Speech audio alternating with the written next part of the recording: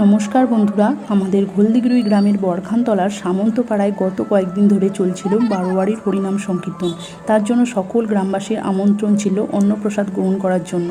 তো আমিও সেখানে উপস্থিত ছিলাম।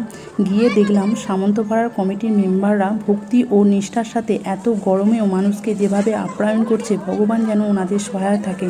আর অন্নপ্রসাদ যেটা ছিল অমৃত, কোনো কথা হবে না, এত সুন্দর।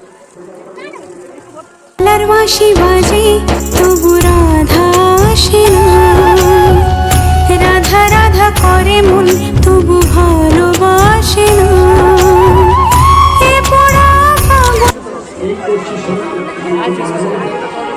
কত ভিড় বাপরে।